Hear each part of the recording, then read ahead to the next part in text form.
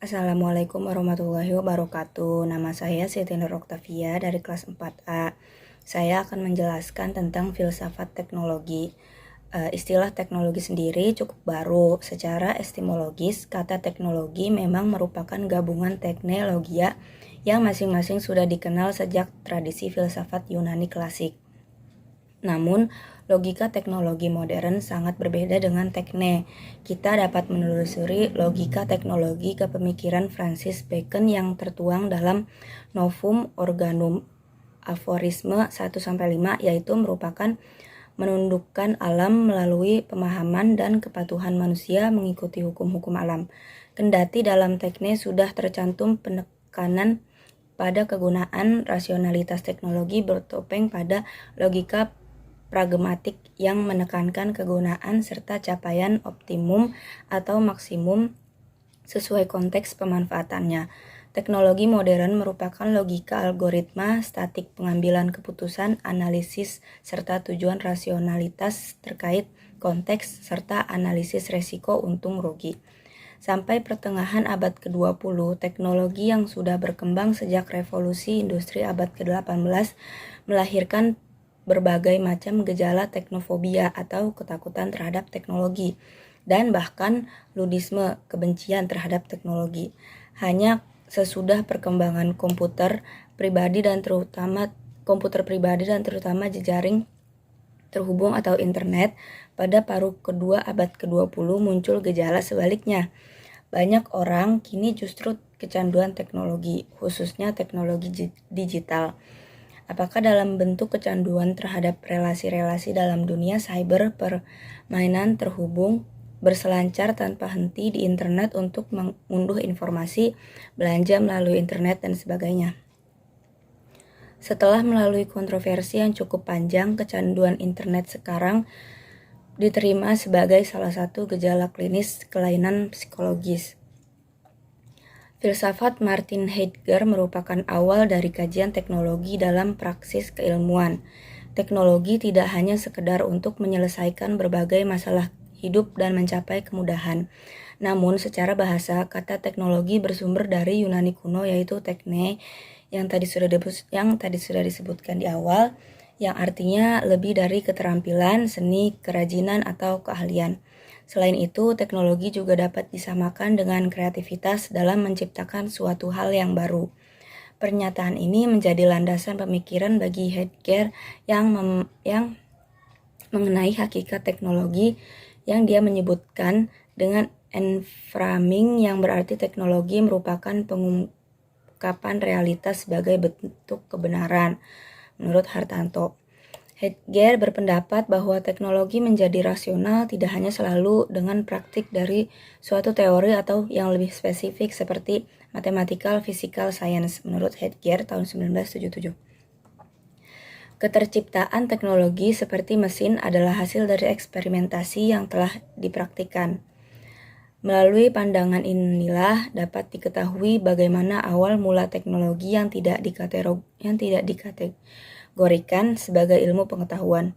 Oleh karena itu, penggunaan instrumen pada suatu ilmu selalu menaruh teknologi secara ontologis sebagai standing reserve.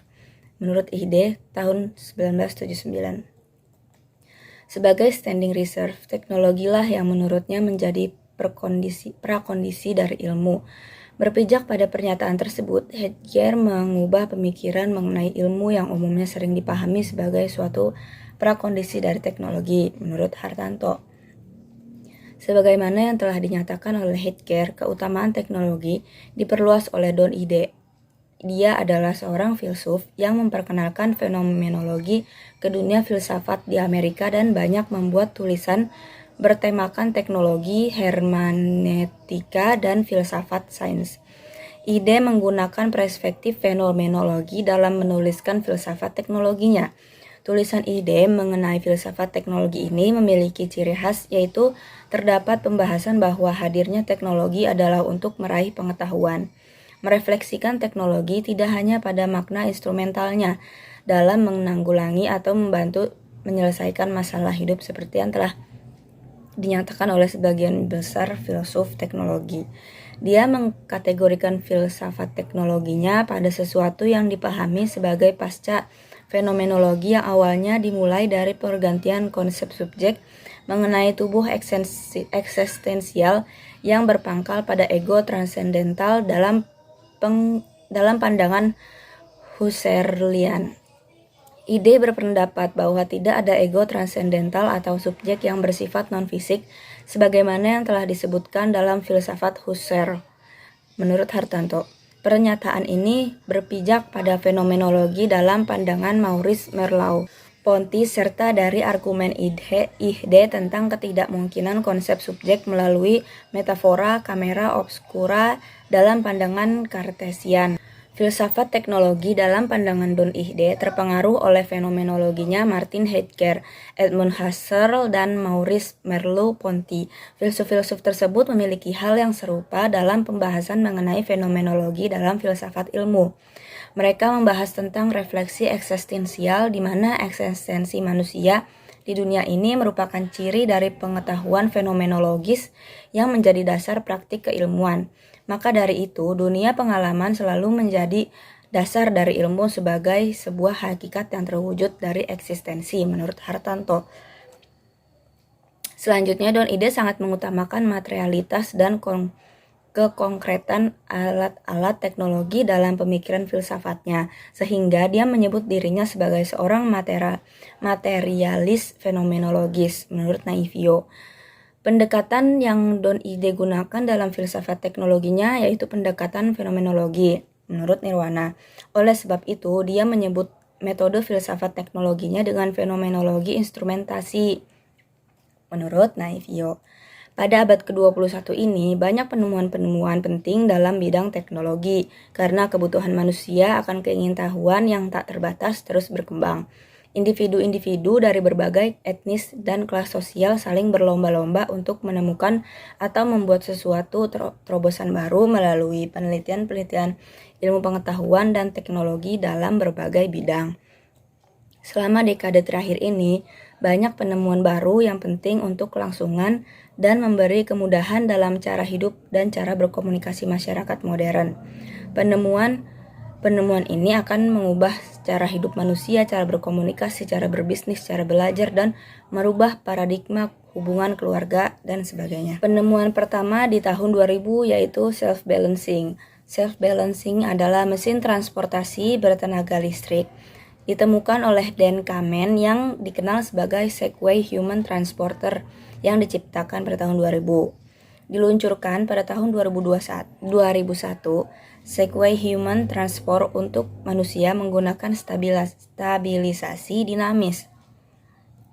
Kendaraan ini digunakan dengan cara mengaktifkan transporter untuk menjaga keseimbangan diri dengan buatan sensor kemiringan, giroskop, dan perangkat komputer built-in. Transporter menyesuaikan dengan gerakan tubuh pada tingkat 100 gerakan per detik. Model pertama tidak dilengkapi dengan rem dan meluncur pada kecepatan 12 mil per jam atau 21 km per jam. Kecepatan dan arah dapat dikendalikan oleh mekanisme manual.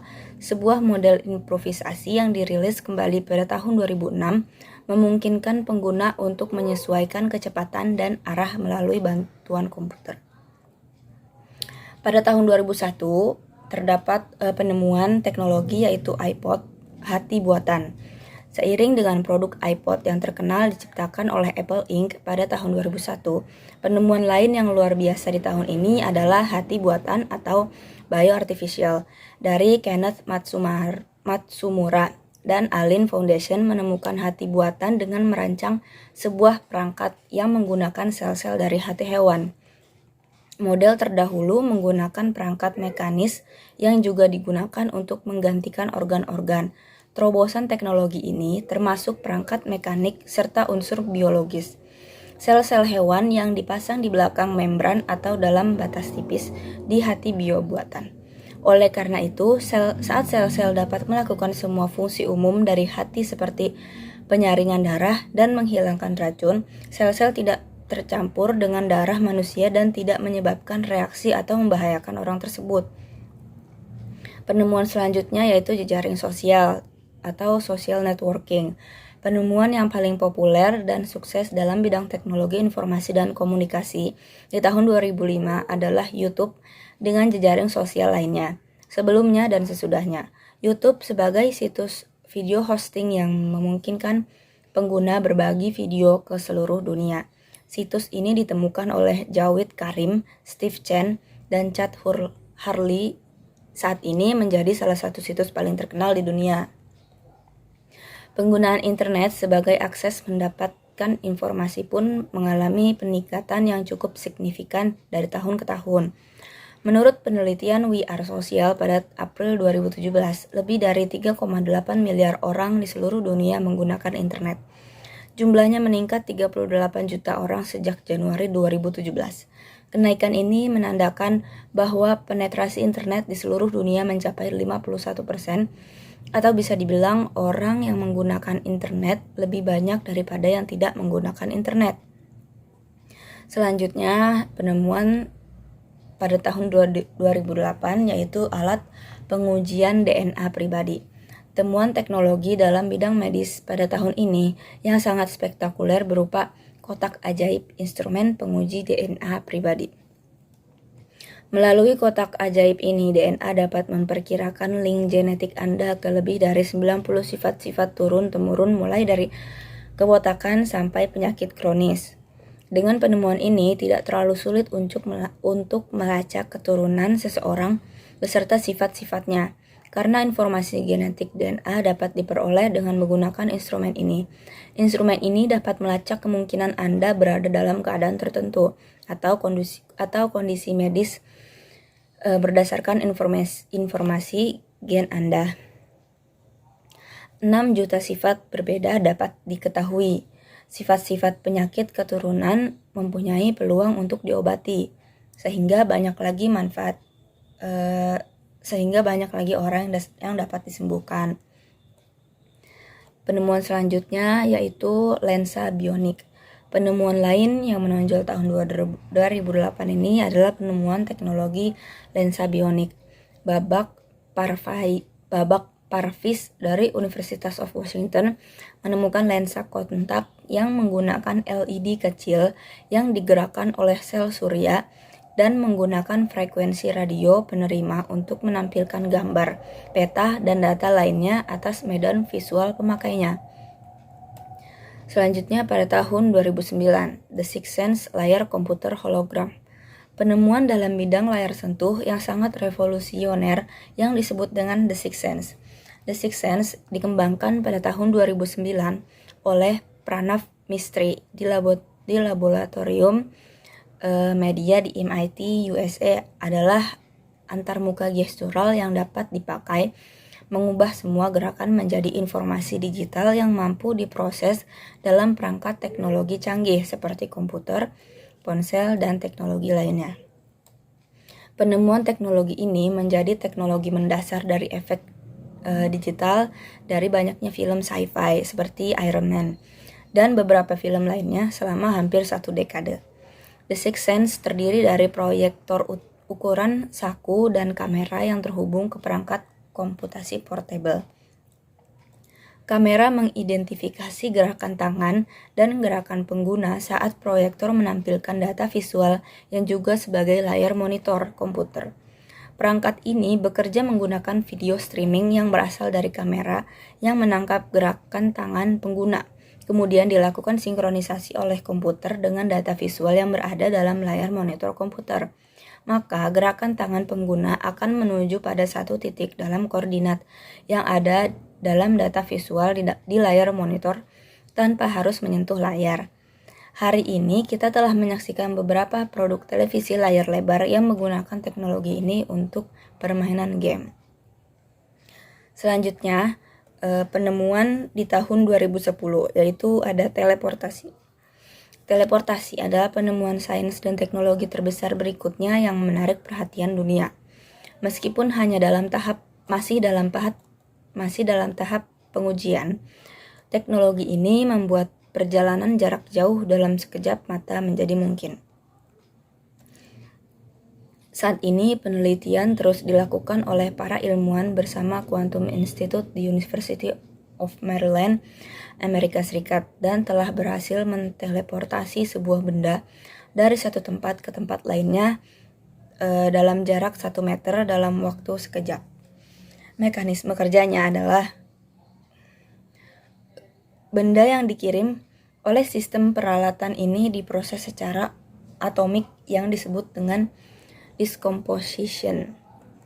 Kemudian hasilnya dikirimkan dalam bentuk gelombang. Di pesawat penerima gelombang tersebut dibentuk kembali seperti semula dengan proses composition. Proses teleportasi ini berlangsung sepersekian detik. Selanjutnya, Don Ihde adalah filsuf, seorang pengikut pemikiran Martin Heidegger, seorang filsuf eksistensialisme yang terkenal dengan kajian ontologis filsafat yang mempertanyakan ada dari sesuatu, dan kajian fenomenologis, yaitu kajian tentang pengalaman manusia dalam memaknai dunianya.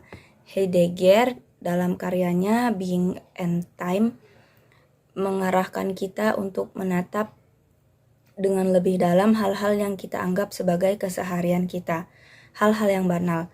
Dalam Being and Time, Heidegger menganalisis hubungan manusia dengan benda-benda yang berhubungan dengannya dalam kehidupan sehari-hari. Dalam Being and Time tahun 1927, Heidegger mengatakan dalam dunianya, Dasein, manusia, selalu melihat 3 hal. Pertama adalah alat-alat, Zuhandenes, kedua adalah benda-benda yang bukan alat, Vorhandenes, dan ketiga adalah orang-orang lain, Dasein lain. Zuhandenes secara harfiah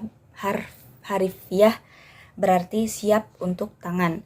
Ada alat-alat ini menurut Heidegger berstruktur supaya atau untuk. Contohnya, komputer untuk mengetik tugas kuliah para mahasiswa. Adanya alat adalah sebuah piranti untuk sesuatu. Zuhandenas adalah benda-benda yang terlibat dan memiliki relasi dengan kita. Ada dalam dunia yang sama, berada satu lanskap yang kita pandang dengan berjarak, diwarnai oleh suasana hati kita. Dengan menguak struktur untuk sebagai cara mengadaan alat-alat, Heidegger menyumbangkan sesuatu yang penting. Distingsi cara-cara mengada itu sekaligus memperlihatkan bagaimana seharusnya bersikap terhadap mengada-ngada itu. Jadi, sikap terhadap alat adalah memanipulasi atau memperalat, menurut Hardiman. Heidegger di karya selanjutnya, yaitu The Questioning Concerning Technology and Other Essay, berlanjut pada analisis cara pandang dan pengalaman yang membentuk cara bertindak kita, cara bagaimana kita menggunakan alat, dan cara kita berhubungan dengan dunia kehidupan. Menurut Heidegger, kata teknologi berasal dari kata Yunani, yaitu tekne, yang mempunyai arti bukan hanya aktivitas dan keahlian menuangkan dengan tangan, tetapi juga seni pikiran, the art of the mind, dan seni halus, fine arts. Tekne dihubungkan dengan episteme dalam Yunani kuno. Kedua kata ini melibatkan pengetahuan. Tekne melibatkan pengetahuan praktis, sedangkan episteme melibatkan pengetahuan teoritis yang eksak atau pasti. Pengetahuan ini membawa suatu penyingkapan atau penerangan. Tekne adalah suatu cara penyingkapan mengenai keberadaan sesuatu. Tekne menyingkapkan apa yang dapat mengemukakan dirinya ke hadapan, bringing forth. Tekne merupakan satu cara ketika benda-benda dibantu muncul, dikemukakan ke hadapan, sehingga muncul dan disingkapkan. Di sini letak dimensi praksis dari fenomenologi Heidegger, menurut Lim, tahun 2008. Penyingkapan yang dominan dalam teknologi modern adalah menantang alam. Cara penyingkapan ini menurut alam secara berlebihan untuk menyumbangkan energinya supaya manusia dapat menyimpan dan menggunakannya. Alam dan bumi dilihat sebagai persediaan yang dapat diambil, disimpan, dan digunakan. Sementara teknologi kuno tidak mencoba menantang alam. Contohnya adalah kincir angin sebagai teknologi kuno yang tidak bersifat menantang alam, tetapi justru mengikuti alam, menyimpan energi angin diubah menjadi energi listrik. Tidak demikian dengan pertambangan sebagai teknologi modern. Pertambangan mengeruk isi bumi untuk dijadikan sumber energi. Akhirnya, Heidegger berpendapat bahwa esensi teknologi bukanlah berciri teknologi, namun terletak dalam bagaimana pembingkaian yang dilakukan manusia, yaitu orientasi kita terhadap alam yang bersifat merekayasa dan memanipulasi seperti dalam analisis tentang alat. Pembingkaian menurut Heidegger adalah cara penyingkapan yang mendominasi esensi teknologi modern. Esensi teknologi akhirnya eksistensial karena berkaitan dengan manusia memandang dunianya. Heidegger juga mengatakan bahwa manusia juga bisa dilihat sebagai persediaan, yaitu Heidegger juga mengatakan bahwa manusia juga bisa dilihat sebagai persediaan, yaitu sebagai sumber daya manusia. Namun, manusia mempunyai pendiriannya sendiri karena manusia bisa mengatur dirinya sendiri dan masuk dalam posisi bisa mengatur alam menurut Lim. Pemikiran mengenai teknologi kemudian dilanjutkan oleh Don Ide, filsuf asal Amerika. Ia berkonsentrasi pada hubungan manusia dengan teknologi. Ia ingin menunjukkan bahwa ada berbagai macam pengalaman manusia dengan teknologi dan dengan demikian menyadarkan manusia akan pengaruh dan dampak teknologi terhadap kehidupannya. Salah satu pembahasan ide tentang teknologi adalah bahwa teknologi mengubah persepsi manusia. Teknologi mengubah persepsi tentang waktu, persepsi tentang ruang, bahkan teknologi mengubah bahasa. Dengan membahas berbagai hubungan manusia teknologi, ide menunjukkan bahwa relasi dengan teknologi bersifat non-netral. Namun bagi ide, relasi dengan teknologi yang bersifat non-netral ini masih lemah. Yang lebih dominan justru hubungan manusia dan teknologi yang bersifat eksistensial. Artinya, arah dan tujuan manusia tersebut sudah dipengaruhi oleh teknologi walaupun tidak sepenuhnya karena hubungan manusia dan teknologi tidak pernah total. Dunia kehidupan manusia masih dapat dialami tanpa teknologi. Karena tidak total itulah, maka hubungan manusia dengan teknologi memunculkan variasi-variasi menurut Lim. Sekian penjelasan filosofi teknologi dari saya. Wassalamualaikum warahmatullahi wabarakatuh.